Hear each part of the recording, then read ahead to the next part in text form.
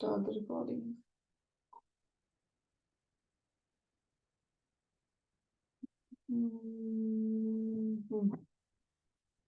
VS Code share करने से पहले let me show you something.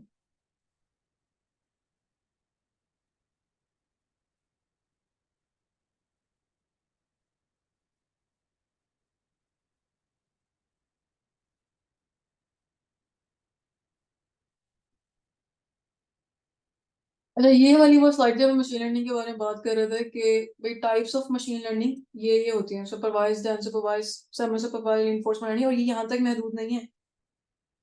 रोजाना की बेसिस पे कोई ना कोई क्लासिफिकेशन हुई होती है कि अब इसकी नेक्स्ट ब्रांच निकल आई है, अब इसकी कोई और निकल आई है। तो बेसिक 4 फिलहाल हैं, बट अगेन इत्तेफाक नहीं कर लेना चाहिए कि बस ये 4 ही हैं। कुछ ना कुछ मजीद दरियाफ्त जो है ना वो होता रहता है। तो हमने कहा था कि हमारा मेन फोकस जो है सुपरवाइज लर्निंग पर, और सुपरवाइज के अंदर हमने ये 2 चीजें देखी हैं, रिग्रेशन और क्लासिफिकेशन। ये सुपरवाइज के अंदर 2 मेन किस्म के मॉडल्स होते हैं। अनसुपरवाइज की बात करते हैं तो अनसुपरवाइज में रिग्रेशन और क्लासिफिकेशन तो नहीं होते, क्योंकि इसके अंदर लेबल मौजूद नहीं होता, यानी कि आपको ये नहीं पता कि असली वैल्यू क्या है, आपके पास सिर्फ डेटा है।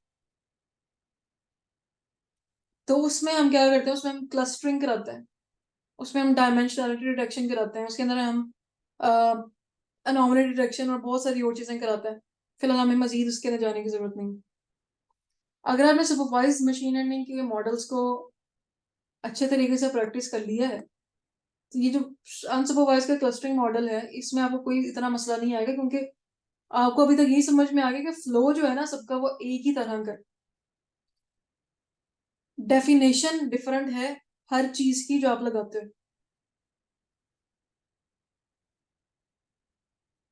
अनसुपरवाइज में हम सिर्फ क्लस्टरिंग को देखेंगे और सिर्फ एक ही मॉडल देखेंगे क्लस्टरिंग का। क्लस्टरिंग में बेतहाशा मॉडल्स पड़े हुए हैं, लेकिन जो बहुत ज्यादा फेमस मॉडल है क्लस्टरिंग का वो हम देखेंगे, जो कि कहलाता है के मींस क्लस्टरिंग।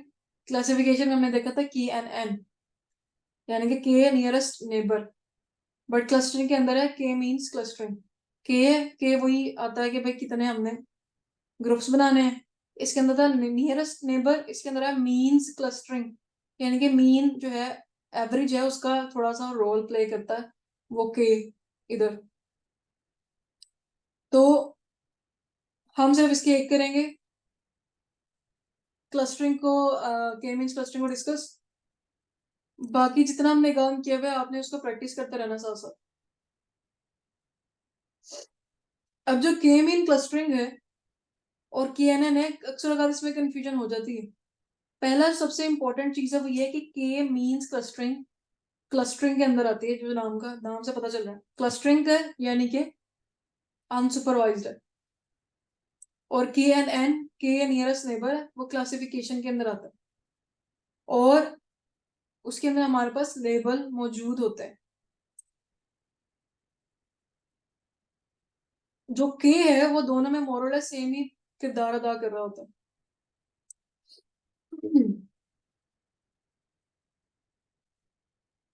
अब सबसे पहली बात ये आती है कि हमने जब भी कोई काम शुरू करना है,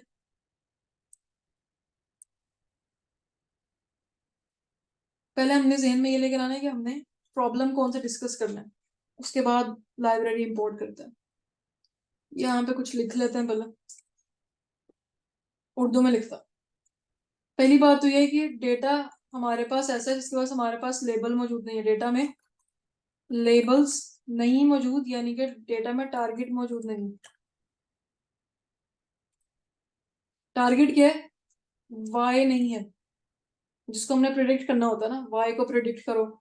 जैसे फंक्शन होता है, फंक्शन ये हम इस तरह लिखते हैं, f(x) is equal to Y, value put की और आंसर वाई आ गया।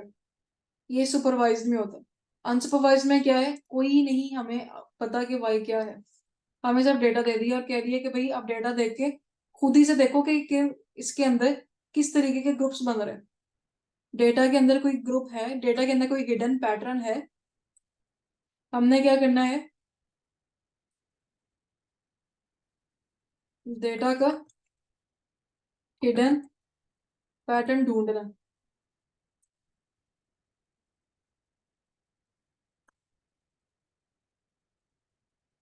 अब वो हिडन पैटर्न हमने कैसे तलाश करना? इस केस में हमारे पास है के मीन्स क्लस्टरिंग। उसमें हम क्या करेंगे? उसमें हम एनोटेशन करते हैं पहले। व्हाइट बोर्ड खोलते हैं, अगर खुल जाए तो। हम्म।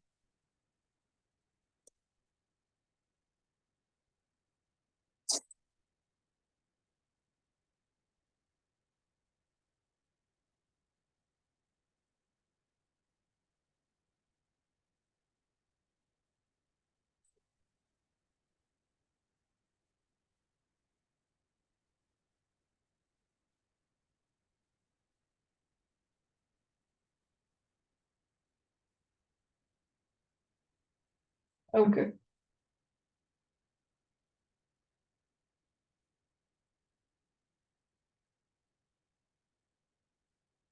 हाँ भाई, क्या हो गया? स्मार्ट ड्राइंग नहीं हम करते, खुद से कर लेते हैं।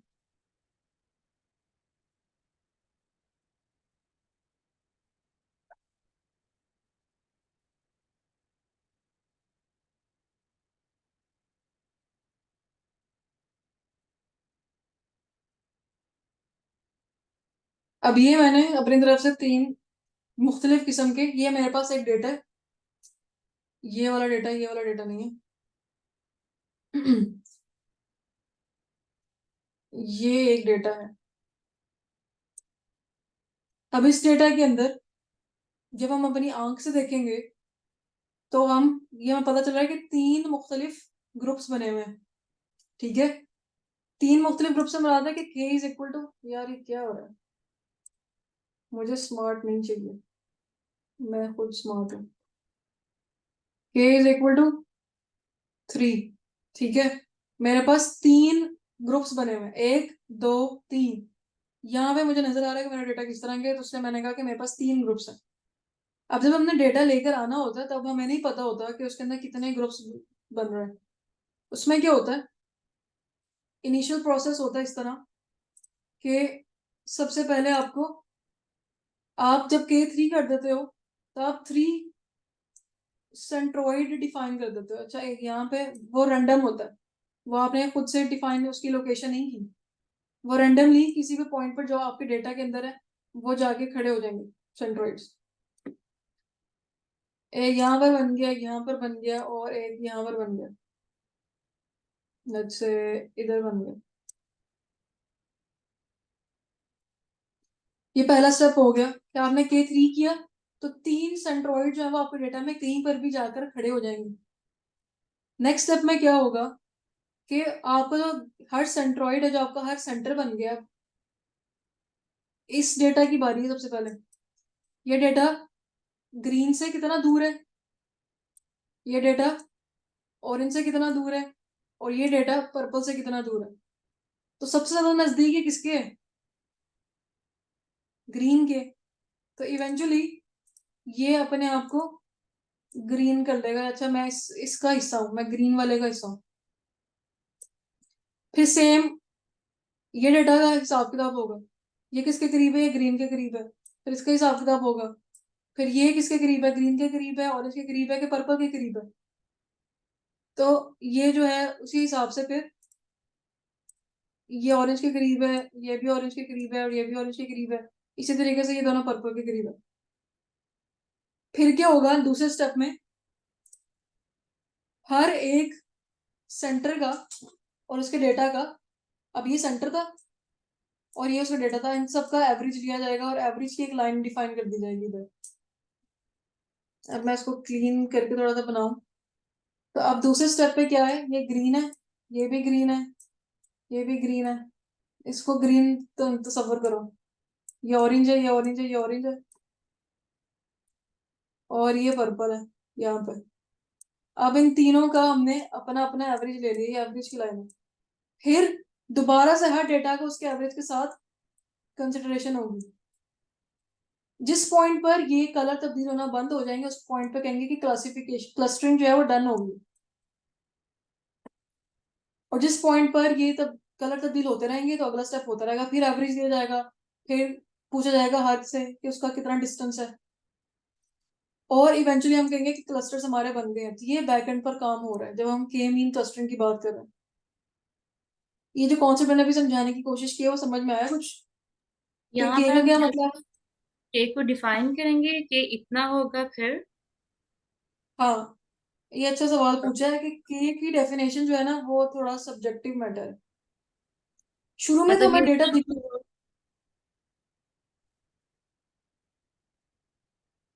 हाँ जी पहले कर लो बात कंप्लीट। मैंने ये कहना था कि इस तरह से वर्क करेगा जैसे हम इफ एल्स लूप में कर रहे होते हैं, कि हमने वहां पे एक आई जो है वो डिफाइन कर दिया होता है कि यहाँ तक जो आई जो होगा हमारे पास फॉर एग्जांपल 10 तक होगा, तो तब तक आगे चलता रहेगा लूप जो होते हैं हमारे पास, फॉर लूप या व्हाइल लूप। तो उसी तरह से ये वर्क करेगा। हाँ कि ये मीन देख देख जो जब मीन जो है वो कन्वर्ट हो जाएगा यानी कि वो तब्दील नहीं हो रहा होगा, तो फिर वहीं पर रुक जाओ। अब बात ये आती है कि के किस तरह डिफाइन करना है। यहाँ पर तो मुझे डेटा दिख गया और मैंने कह दिया कि के इज इक्वल टू 3 है। हर दफा हमें डेटा नहीं दिख रहा होता, मोस्टली मेरे डेटा जो है वो दिख ही नहीं रहा होता। तो इसलिए एक तरीका कार ये है कि के रैंडमली आप लेकर देखो, के 1 लेकर देखो, के 2 लेकर देखो, 3 लेकर देखो कि किसके ऊपर आपकी क्लस्टरिंग सही हो रही है। अभी हम उसको देखेंगे। और इसके फिर एल्बो मेथड होता है उसकी वेरिएंस डिफाइन करने के लिए, कि हमें उसको अगर विजुलाइज करना है कि 1 2 3 रख के हमें कैसे पता चलेगा कि 1 पर क्या आंसर आया, 2 पे क्या आंसर आया। तो एक एल्बो मेथड होता है जिससे हमें ये पता चल रहा होता है कि कर्व जो है वो कितनी शार्पली मूव हो रही है। जहां पर शार्प खत्म हो जाएगा तो इसका मतलब है आगे डेटा कन्वर्ज हो गया। तो ये वाला पॉइंट जो है ना, ये हमारा के की वैल्यू हमें बता रहा होता है। बट इवेंचुअली ये जरूरी नहीं कि हर दफा आपको सही आंसर दे, डिपेंड करता है। बट ओवरव्यू आपको समझ में आ गया ना कि पीछे ये हो रहा है, राइट। अभी हम इसको देखते हैं पाइथन में। यहां तक पहले मुझे बता दो, कुछ समझ में आया?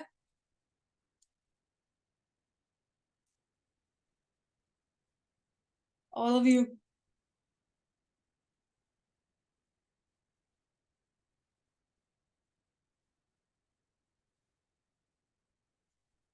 अच्छा, सबसे पहला काम है लाइब्रेरी को इंपोर्ट करना। कोई बताना चाहे कौन कौन सी लाइब्रेरी इंपोर्ट करनी चाहिए? चैट चैट में लिख के बता दूँ, बोल के नहीं बताना।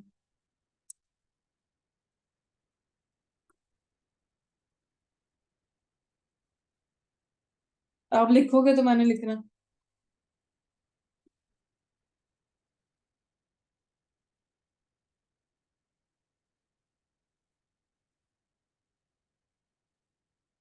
हम्म।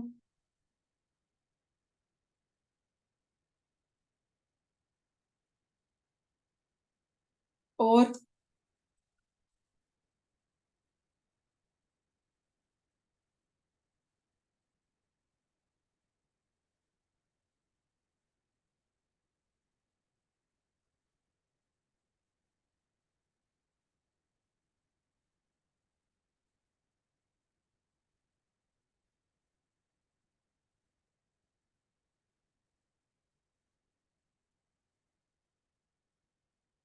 ओके।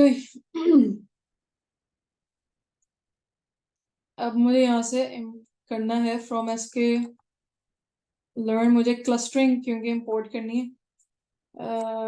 लर्न डॉट क्लस्टर और के मीन्स ओ, इसको इवेल्युएशन के लिए मुझे इंपोर्ट करना है। इसको सिलुएट स्कोर भी कहते हैं, इसको सेलहुट स्कोर भी कहते हैं। ये बेसिकली फ्रेंच है नेम। इसकी प्रोनाउंसिएशन 2 या 3 किस्म की है, बट इसको हम सिलुएट स्कोर ही कहेंगे। कैसे काम करता है क्या है वो अभी हम देखते हैं। यहाँ पे हमने numpy इंपोर्ट के लिए pandas numpy इन केस के में कुछ आगे फंक्शन इसका इस्तेमाल करना पड़ जाए, pandas फॉर डेटा। वैसे डेटा मैंने स्केलर से लेना है बट विल सी। विजुअलाइजेशन के लिए मुझे ये दो लाइब्रेरीज चाहिए, और एसक्यूएल से मुझे डेटा सेट चाहिए, क्लस्टर मुझे के मीन्स का चाहिए, और ये मैंने इवेल्युएशन के लिए लिखा है।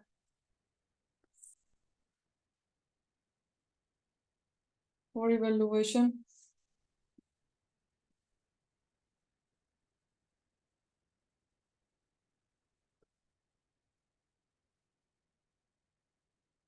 हमने इसको कर दिया रन।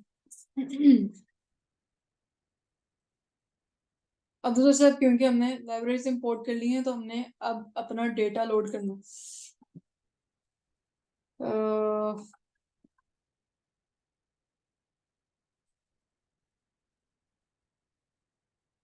हाँ जी नमूना। मैंने ये पूछना था कि एसक्यूएल से एक तो यूएसएन एरिस का डाटा हमने लोड किया था, तो इसके अलावा और कौन कौन सा डाटा और हमें कैसे पता चलेगा वो हम वहाँ से ले सकते हैं? क्योंकि आज मैं जो है वो डायमेंड्स का लेना चाह रही थी तो वो नहीं आ रहा था, एरर दे रहा था। तो इसमें कुछ ही डाटा सेव्ड है। आप में से किसी ने डायबिटीज का डेटा लिया हुआ है एसक्यूएल से? तो पहले मुझे बताओ, हमने गूगल किया है कि एसक्यूएल में डेटा सेट कौन सा? मैं केगल से ही देख रही थी। नहीं, केगल पर देखने के अलावा आपने पहले गूगल पे भी चेक करना है। इस तरह की जो जनरल क्यूरीज है वो गूगल पर जाके लिखो कि भाई ये वाला एसक्यूएल में कौन कौन सा डेटा सेट मौजूद है। मैंने आपको सीबोर्न का बताया था कि सीबोर्न को जब हम लिखते हैं कि सीबोर्न डेटा सेट्स कौन सा, तो एक गिटहब की रेपो आती है सामने, उसके अंदर सारे डेटा सेट के नाम लिखे हुए हैं, क्योंकि इवेंचुअली हमें नहीं पता कि कौन सा डेटा किस लाइब्रेरी के अंदर ऑलरेडी एम्बेड हुआ हुआ है जहाँ से हम उसको ले सकते हैं। तो गूगल करना है हमें सबसे पहले। अगर गूगल करने से आपको मिल जाती है चीज़ तो आपने मेरे साथ शेयर करनी है। अगर नई चीज़ मिलती तो भी मुझसे मेरे साथ शेयर करनी है, ताकि हम आपके साथ और बाकी सबके साथ शेयर कर सके कौन सी जगह पर डेटा पड़ा हुआ है। पहला टास्क आपका है, दूसरा टास्क मेरा। ओके। ओके। अच्छा। डेटा हमने ले लिया आइरिस का एसक्यूएल से। डेटा फ्रॉम एसक्यूएल यहाँ लिखना जरूरी है, वरना कुछ लोग को लगता है कि हम सीबोर्न डेटा ले रहे हैं। मैंने क्योंकि वहां पर लिखा हुआ इम्पोर्ट डेटा सेट्स, तो डेटा सेट्स को मैंने कॉल करके आगे उसका आइरिस डेटा को लोड किया, और वहां से सिर्फ अब यहाँ पर इंपॉर्टेंट चीज ये है कि मैंने एक्स मेंशन किया है, note Y, because I want note label नहीं चाहिए मुझे, मुझे सिर्फ डेटा चाहिए। हमें पता है कि जो डेटा है उसके अंदर 4 वेरिएबल्स हैं, सेपल लेंथ है, सेपल विड्थ है, पेटल लेंथ है और पेटल विड्थ है। अब यहाँ पे थोड़ी और कहानी लिखता है।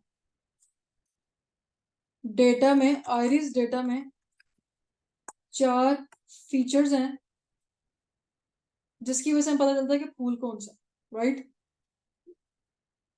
और वो हमें बताते हैं कि फूल कौन सा, फूल की टाइप कौन सी। पहले तो हमारे पास लेबल मौजूद होता है कि ये अगर ये पैरामीटर्स हैं, इतना लेंथ है पेटल का, इतना विड्थ है पेटल का, इतना साइज, और हमारे पास सेपल के, तो ये वर्जेनिका है, ये वर्सिकुलर है। तो हम उसको ट्रेन कराते थे पहले और फिर प्रिडिक्ट वाले भी। अब यहाँ पर डेटा को हमने ये नहीं बताना कि ये वर्जेनिका है, ये वर्सिकुलर है। हम चाहते हैं कि डेटा खुद से देखे कि कितने किस्म के फूल पाए जाते हैं। ठीक है, इस केस में हमारा टारगेट क्या है? हमारा यहाँ पहले हम ये लगा लेते हैं, हमने नहीं दिया तो हमारा टारगेट टारगेट वाई नहीं है, हमारा मकसद क्लस्टरिंग से ये है मॉडल खुद ही बताए कि कितने टाइप्स के फूल इस डेटा के अंदर है।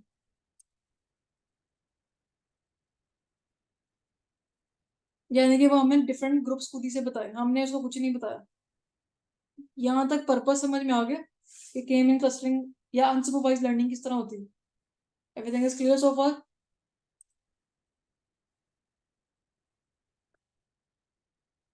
हाँ जी दानिया, सवाल करें। यहाँ पर हमने x जो है उसको बता दिया कि मतलब डिफाइन, जैसे हमने कहा कि x equal to this data, तो हम इसके अंदर से हमें पता है कि इस डेटा के अंदर ये चीजें हैं, तो हम वो नहीं कहेंगे कि x जो है उस डेटा के अंदर से ये चीज है। के बजाय कि हम पूरे डेटा को लाइक एक्स कह दें। तो मुझे यहाँ पे, क्योंकि पिछले जो मॉडल्स वगैरह थे उसमें भी यही कन्फ्यूजन हो रही थी कि मैं एक्स को यही चीज ले रही थी एंड वाई को टारगेट ले रहे थे। तो कोई स्पेसिफिक चीज जो है उसको हम वहाँ पे लेके आ जा सकते हैं, जैसे कि टाइटैनिक वाले डेटा में हमने किया था। तो मुझे इसलिए कुछ चीजों में कंफ्यूजन हुई थी। sklearn का जो डेटा है उसका स्ट्रक्चर मुख्तलिफ किस्म का होता है, हमने ये इसको खोल के भी देखा था। वो ऑलरेडी मॉडल बेस्ड डेटा उन्होंने रखा होता है कि डेटा का मतलब है कि आपने फीचर्स हैं और टारगेट का मतलब है कि आपका जो आपने प्रिडिक्ट करवाना है। अगर आप इस तरह कुछ डेटा सेट जो एसक्यूएल से ले रहे हैं उसको आपको इस तरह लेना पड़ेगा। डेटा का मतलब है कि सारे के सारे फीचर्स हैं। वाई का मतलब है कि डेटा के अंदर जो टारगेट है, जो हम प्रिडिक्ट करवाना चाहते हैं। जो आम डेटा सेट होता है, जिस तरह अगर मैं यहाँ पर S N S data load करूँ, लेट्स से डेटा मैंने एस एन एस लोड करना है, तो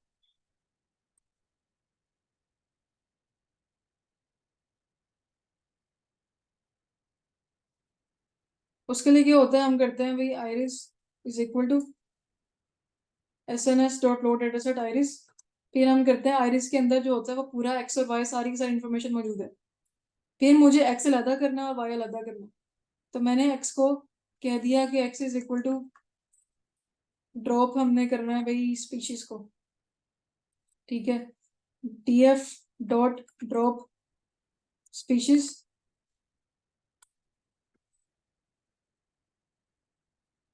और y हमने कर दिया कि y हमारे पास है स्पीशीज।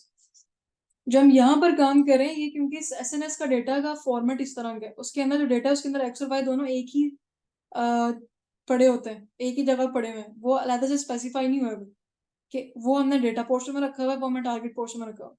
उसमें हम खुद से डिफाइन कर रहे थे, हमने डीएफ लिख दिया, इसको हम डीएफ कर देते हैं। तो जब हमने एसएनएस से लेना तो हम इस तरह डिफाइन कर देते हैं। आपने जब टाइटैनिक का डेटा की बात की है तो हमने उसमें ये काम किया था, क्योंकि टाइटैनिक का डेटा हमने एसके लर्न से नहीं लिया, आरिस का डेटा हमने एसके लर्न से लिया, जो बाय डिफॉल्ट मॉडलिंग के लिए वहां पर रखा हुआ। समझ आइए कुछ बात?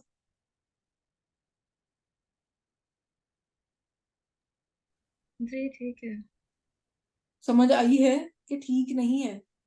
मैंने इससे पूछा, आपने मुझसे कहा था कि आपने डायबिटीज में प्रिडिक्ट किया क्या है, तो वो ही चीज पे मुझे, मेरा जो क्वेश्चन था बेसिकली उस चीज पे था कि अगर हम यही चीज कर रहे हैं, हमें ऑलरेडी पता है कि एक्स हमारे पास फीचर है एंड वाई हमारे पास ये चीज आ रही है, तो फिर उसके अंदर से हमने क्या ऐसा लेना था जो प्रेडिक्ट करना था। तो मैं उसको फिर देख लूंगी मजीद, अगर मुझे नहीं समझ आई होगी तो। क्योंकि आपको समझ में नहीं आई हुई। जब मैंने आपसे ये पूछा है कि आपने प्रेडिक्ट क्या करवाया है, तो मेरा कहने का मतलब ये है कि डेटा, आपने डेटा खोल के देखा, आपको समझ में आ गया जो डेटा में ये चीजें हैं। एक्स इज इक्वल टू आर इस डेटा में कहीं कहाँ नजर आ रहा है आपको? पेटल एंड पेटल विड्थ ये है, यहाँ पर कहीं पे लिखा हुआ है? या एक्स को मैं खोल कर देखूं, एक्स को मैं यहाँ पर देखूं, यहाँ पर कहाँ पे लिखा आ रहा है कि petal and the petal width है? मुझे तो नहीं पता। आपने जो डेटा लिया है वो मुझे नहीं पता, जरूरी तो नहीं मैं सारा डेटा सेट पता हूँ। आपने ले लिया डायबिटीज और आगे लिख दी ये चीजें।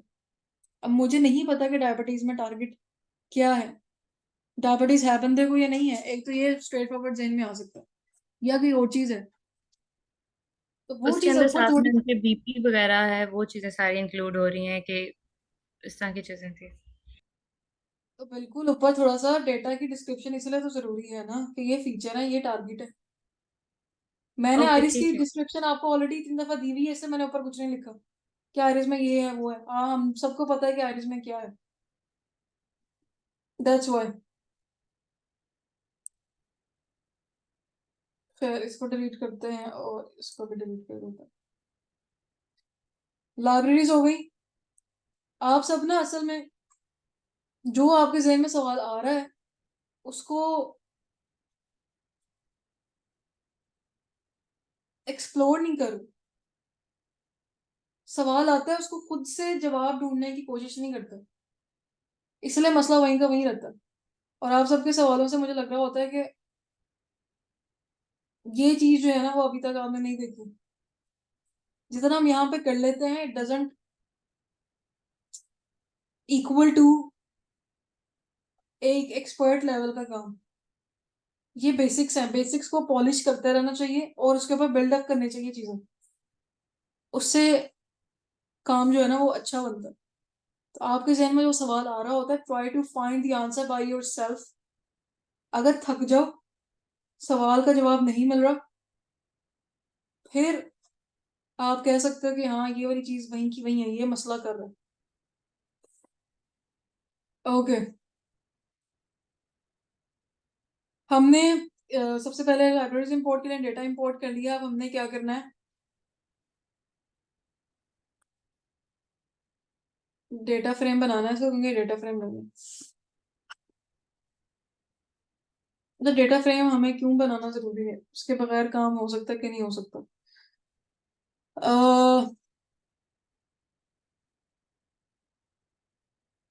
ओके, अभी नहीं बनाते, पहले मॉडल डिफाइन कर लेते हैं। मॉडल हमने डिफाइन करना है, उस पर हमने लिख दिया के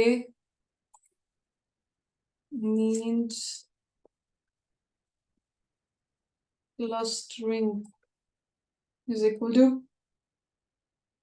के मीन्स हमने यहाँ से उठाया, आगे उसको बता देंगे भाई कितने क्लस्टर्स लेने हैं, और उसको बता दिए कि जो क्लस्टर हमने काम करना है इसके अंदर जो भी, वो भाई रैंडम होना चाहिए। रैंडम स्टेट 1 2 3 लिखा हुआ है, 123। Let's take it 0, it doesn't matter right now.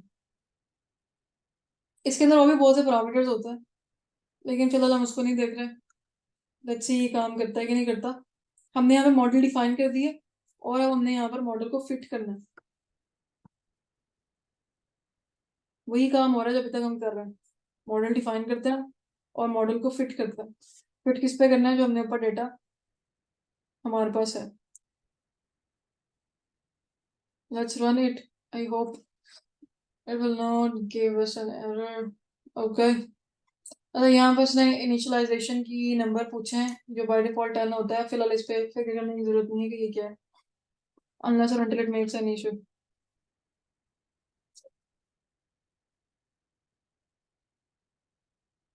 यहाँ तक आपने खत्म कर दिया काम, आपका मॉडल जो है वो के मीन क्लस्टरिंग का बन गया।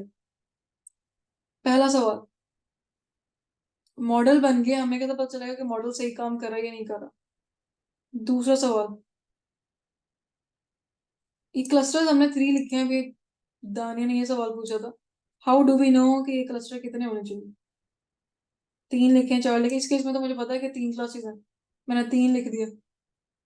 हर डेटा का तो हमें नहीं पता होता कि इसके अंदर कौन सी हिडन पैटर्न है बनेगा। तो सबसे पहले इस तरह करते हैं कि इसको विजुअलाइज करते हैं। इसके इवेल्युएशन का सबसे बेहतरीन तरीका मेरी नज़र में ये है कि विजुअलाइज करो कि बन गया, बना क्या है वो। ठीक है, विजुअलाइजेशन फॉर, यहाँ पर हम ऊपर लिख लेते हैं, हमने इसको इवेल्युएट करना है। इवेल्युएट के लिए सबसे पहला हमने तरीका निकाला है कि हम इसको विजुअलाइज करेंगे कि अभी जो हिडन पैटर्न्स बने हैं वो किस तरह के बन रहे हैं, डेटा किस तरह का, पैटर्न किस तरह के बने हैं। दूसरा तरीका फिर बाद में देखते हैं। ओके, ये कॉपी करते हैं कोड वेब से, और यहाँ पर लिख लेते हैं विजुअलाइजेशन का।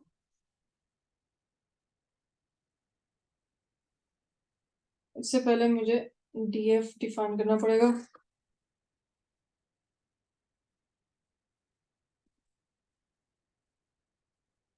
कि मुझे एक डेटा फ्रेम बनाना है, किसका बनाना है भाई, एक्स का चाहिए सिर्फ मुझे। X column is equal to, it should be arrays features one।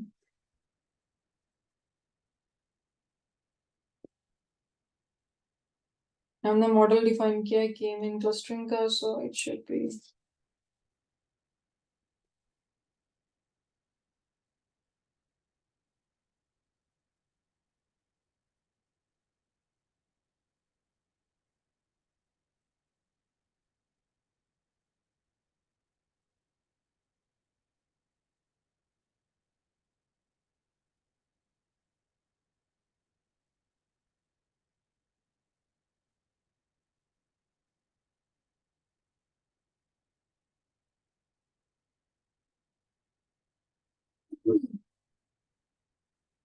जो हमें डेटा है हमारे पास फीचर्स का, वो कुछ इस तरह का है।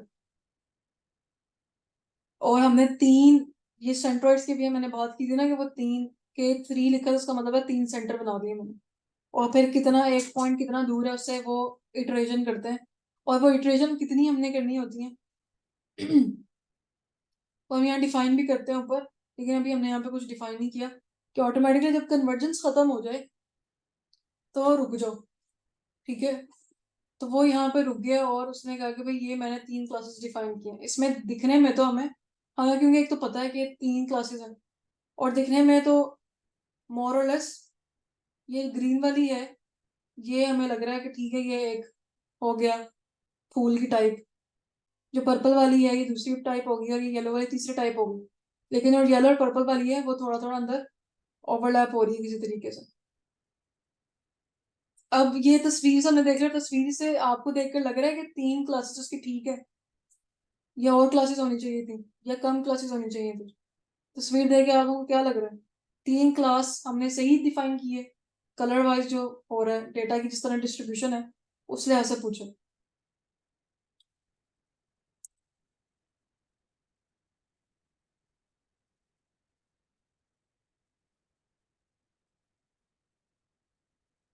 ओके ठीक है।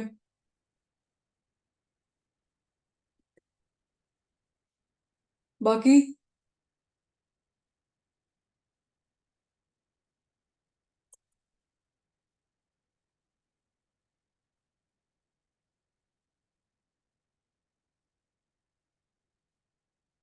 ऑलराइट। अब ये है कि इसका कोई, यहाँ पर जो मैंने जो भी चीज लिखी हुई है ये बेसिकली मैंने यहाँ पर सर्कल विड्थ और सर्कल लेंथ मेंशन करना था, ठीक है। साइड पर एक्स एक्सिस और वाई एक्सिस के मैंने चारों के चारों वेरिएबल्स नहीं लिए, पेटल लेंथ पेटल विड्थ मुझे, क्योंकि प्लॉट कोई से भी 2 वेरिएबल्स लेकर हम कर सकते हैं, डजेंट मैटर कि चारों वेरिएबल्स लिए या नहीं लिए। तो मैंने सर्कल विड्थ और सर्कल लेंथ ले लिए, और उसके लिए कि मुझे नाम मिले तो ये मैंने ऊपर उसको डेटा फ्रेम में सेव किया था। ओके, तो उसके बाद फिर मैंने इसके अंदर मीन को इस्तेमाल किया कि उसकी जो एवरेज है उस हवाले से वो ग्रुप जो क्लस्टर है ना वो बन जाए। और स्कैटर प्लॉट जो है वो पहले 2 का, जो सेपल लेंथ पहले आ रहा है सेपल विड्थ दूसरे नंबर पे आ रहा है, इस तरह बन जाए। और ये साइज को मेजर कर रहा है, उसका सेंट्रोइड लेबल यहाँ पर लगाना है, साइज क्या होना चाहिए, कलर क्या होना चाहिए। और जो की मीन क्लस्टरिंग का जो क्लस्टर सेंट्रोइड है वो पहले का और दूसरे का ही मेंशन कर रहा है। तो ये चीज़ है, it's not difficult. Sir code क्योंकि आपको कहीं से भी मिल जाएगा, बस आपको ये पता है कि मैंने उसको विजुअलाइज किस तरीके से करना है। नाउ कम्स के मैंने इसको इवेलुएट किस तरीके से करना है। एक तो मैंने ग्राफ से देख के बता दिया, ग्राफ से तो मुझे लग रहा है कि 3 ठीक है। अब कोई ऐसा नंबर है जिस तरह एक्यूरेसी का कोई नंबर होता है, जिस तरह R2 स्कोर होता है, यानी कि R स्क्वायर्ड का वैल्यू होती है, मीन स्क्वायर्ड एरर होता है, तो यहाँ पर कोई है इस तरह की वैल्यू जो हम कर सकें इवेलुएट? तो 2 ही वैल्यूज होती हैं, एक इनर्शिया होती है और एक होता है सिल्वर्ट स्कोर जो मैंने ऊपर मेंशन किया है। दोनों का बेसिक आइडिया डिफरेंट है, लेकिन जो विजुलाइज इवेलुएट करने के लिए ये जो सिल्वर्ट स्कोर है ये इस्तेमाल होता है। ये इसको कॉपी करता है, और सिल्वर्ट स्कोर के अंदर बेसिकली यूज हो रहा होता है इनर्शिया। अब ये दोनों बताते क्या है? सिल्वर्ट स्कोर ये बताता है, ये स्कोर आपको बताता है कि हर क्लास में जो हर ग्रुप बना हुआ है उसमें लोग एक दूसरे के साथ हैं, और जो 2 क्लासेस हैं उनके दरम्यान डिफरेंस कितना है। क्या 2 ग्रुप्स के दरम्यान में डिफरेंस इनफ है? अगर डिफरेंस ज्यादा होगा इसका मतलब है कि ग्रुपिंग सही हुई है, यानी कि सिल्वर्ट स्कोर जो है हमारे पास है, सिल्वर्ट स्कोर 1 के करीब होगा। अगर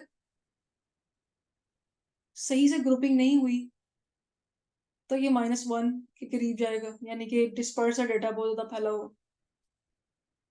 तो हम ये चाहते हैं जब हम क्लस्टरिंग करें तो जो वैल्यू है वो 0 से ऊपर हो एटलीस्ट, और 1 के करीब हो।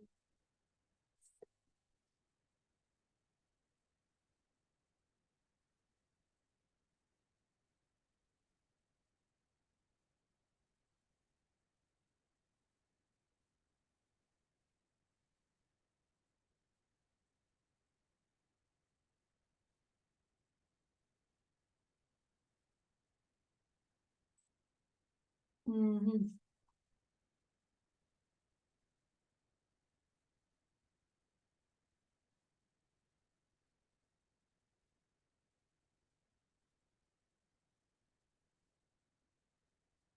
जो के मीन्स के लेबल हुए हैं वो, और एक्स को हमने जब देखा है तो हमारे पास जो सिल्वर स्कोर है वो 0.55 आ रहा है. That's not that bad, but इतना अच्छा भी नहीं है. 0.5 आ रहा है, 0.55 आ रहा है, 5 से ऊपर 0.6 के करीब है, so okay that's fair enough. अब इसके अंदर जब हमने प्रोडिक्शन करनी होती है तो हमारे पास वैल्यू आ जाती है एक्स की और वाई की, और जब हमने देखना होता है कि ओरिजिनल वैल्यू और प्रोडिक्टेड वैल्यू में कितना डिफरेंस है तो हम क्या करते हैं, ओरिजिनल वैल्यू माइनस जो डेटा ने मशीन लर्निंग ने प्रोडिक्ट किया, मशीन मॉडल ने प्रोडिक्ट किया, उन दोनों का डिफरेंस चेक करते हैं, देखते हैं कितना दूर है वैल्यू. सिल्वर स्कोर में हम, क्योंकि हमारे पास ओरिजिनल वैल्यू मौजूद नहीं है, हम सिर्फ एक चीज चेक करें कि क्या डेटा की जो दो ग्रुप्स के दरम्यान में डिफरेंस है, क्या वो इस काबिल है कि हम उसको कह सके कि हाँ वो दो अलग ग्रुप थे. ये तो नहीं है कि इस पर्पल वाले के अंदर ही दो ग्रुप बना दिए और वो डेटा एक एक के ऊपर दूसरे के ऊपर आ रहा है, इस तरह की चीज है. तो ये हम सिल्वर स्कोर करते हैं. अब हमने ये देखना है कि how do we know, is there any way to find out the number of Ks. Elbow method कहलाता है ये फॉर फाइंडिंग. एक तो विजुअलाइजेशन हो गया ना, कि देख कर पता चल गया हाँ ठीक है 3 है. एक हो गया elbow method for finding the value of के, कि कितने सेंट्रोइड्स, कितने वैल्यू शुरू में रखनी चाहिए. उसके लिए इनर्शिया का वर्ड इस्तेमाल होता है. इनर्शिया का जो होता है वर्ड, असल में उसका मतलब ये है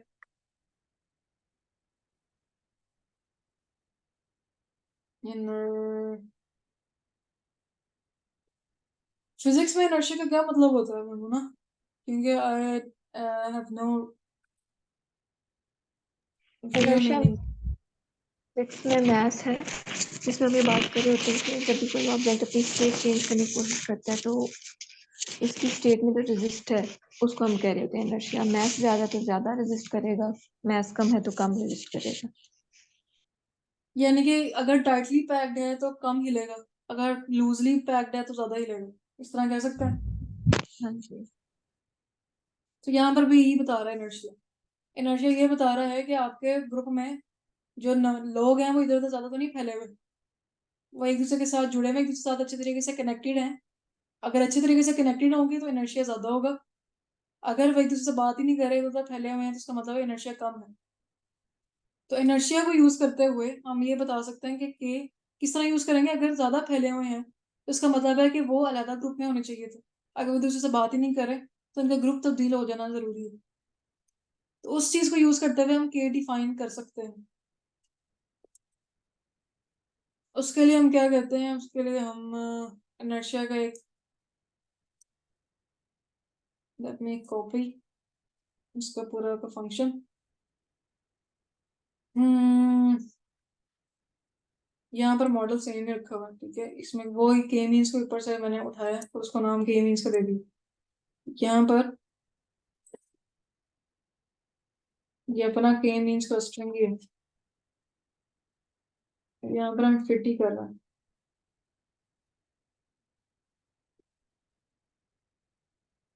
ये अभी जो पहले दानी ने बात की थी कि हम लूप लगाएंगे, तो ये वो चीज हो रही है, लूप लगा के चेक कर रहे होते हैं.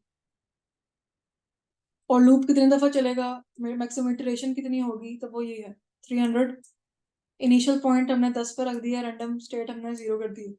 फिट कर रहे हैं, अपेंड कर रहे हैं, फिर दोबारा से ये सारा कर रहे हैं अनलेस हमारी जो इटरेशन है वो मुकम्मल हो जाए. ठीक है, ये हम रन करते हैं. उसके बाद हमने जब इनर्शिया को कैलकुलेट कर लिया है, अब हमने इसको प्लॉट करना है. प्लॉट करना है, फिगर साइज ले लिया, रेंज मैंने अपने एक्स और वाई की डिफाइन कर ली है. इनर्शिया को प्लॉट करना है, मार्कर मैंने और रख दिया और लाइन मैंने डॉटेड रख लिया है. इट्स रियली सब्जेक्टिव, आप जो मर्जी करो. एक्स लेवल क्या है, नंबर ऑफ क्लस्टर्स कितने हैं, वाई लेवल क्या है कि इनर्शिया क्या है, within cluster sum of squares, और टाइटल में मैंने कर दिया मेथड. इस तरह का ग्राफ बन रहा है. जो हमने ऊपर इटरेशंस की हैं, यहाँ पर फिट करते करते तो इस तरह का डेटा बना कि पहली दफा जब क्लस्टर 1 रखा तो डेटा ने ये शो किया, क्लस्टर 2 हो गए तो हमारे पास इस तरह का चेंज आया, 3 हो गया तो इस तरह का चेंज आया। अब ये क्या हो रहा है, ये चेंज बता रहा है, कन्वर्जेंस हो रही है ना जिस जिस पॉइंट पर, उसके बाद चेंज ही नहीं हो रहा, वेरिएंस तब्दील नहीं हो रही, यानी कि डिस्टेंस जो है वो नहीं तब्दील हो रहा। एल्बो मेथड में हम ये देखते हैं किस पॉइंट पर एल्बो बन रही है, यानी कि शार्प कट आ रहा है, वो 2 है, 2 के ऊपर एकदम से शार्प आया और 2 के बाद जितने पॉइंट्स पे इतना शार्प हमें नहीं मिला।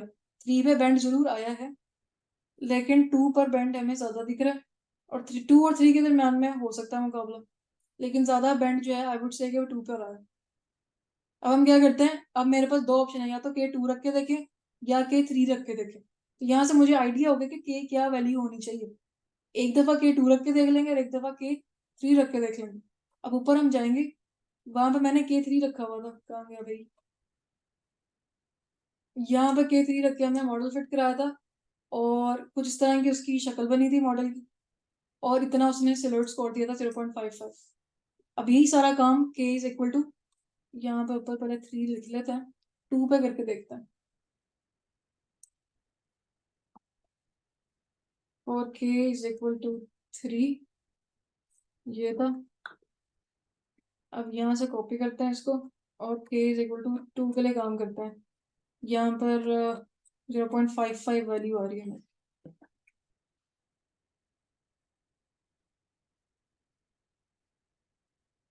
और K इज इक्वल टू यहाँ पर भाई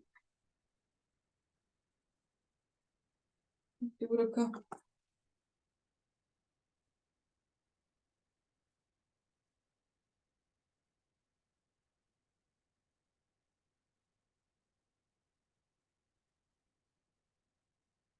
ये तस्वीर बन गई, 2 सेंट्रोइड यानी कि उसने अब एक को ये कर दिया और दूसरे को ये कर दिया, जो कि मेरे ख्याल से ज्यादा बेहतर नजर आ रहा है मुझे। अब हम सिलोट स्कोर देखते हैं।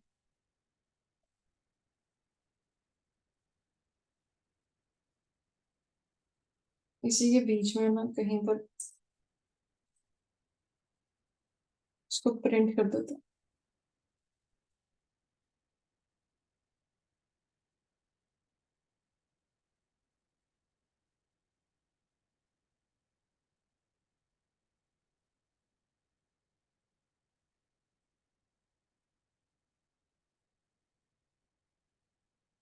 सिलोट स्कोर है 0.68, 68% टाइटली पैक्ड हैं ये दोनों, जबकि K इज इक्वल टू 3 पर 55% हमें चीजें मिल रही।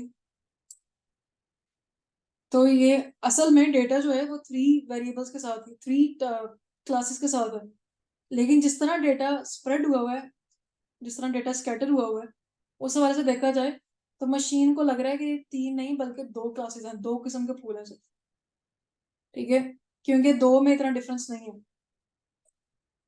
तो इस तरीके से ये काम कर रहा है, बट इवेंचुअली हमें ये पता चल गया है कि अगर मुझे के का कोई आइडिया लेना हो तो के का आइडिया लेने के लिए एल्बो मेथड इस्तेमाल करना है, और वो दोनों के किस तरीके से परफॉर्म करें उसके लिए मुझे सिल्वर्ट स्कोर इस्तेमाल करना।